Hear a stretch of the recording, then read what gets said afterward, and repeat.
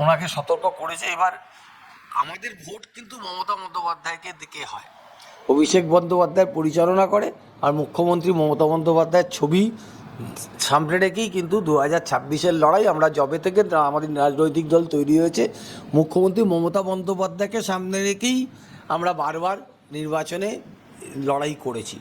এখানে অন্য কারুর কোনো কথার কোনো বিষয় নয়, উনি কি বলছেন তাতে কিছু এসে যায় না। এবং উনি যদি দলের নেতৃত্বর নামে বারবার বলেন, স্বাভাবিকভাবেই দল ওনার এই সমস্ত ব্যবহারে অসন্তুষ্ট হবে। এবং ওনাকে তো এর আগেও সতর্ক করা হয়েছে। আমরা আশা করব যেন উনি সঠিকভাবে আচরণ করেন, এটাই আমাদের কাছে প্রত্যাশা থাকবে। আর আমাদের রাজ্যের মানুষ যে আমাদের ভোট দেয়, সেটা মাননীয়া মুখ্যমন্ত্রী মমতা ব্যানার্জিকে দেখে, এটা যেন আমাদের সবাইকে মনে রাখতে হবে। বাংলা হান্টের আরো খবর দেখতে নজর রাখুন। বাংলা খবর মানেই বাংলা হান্ট।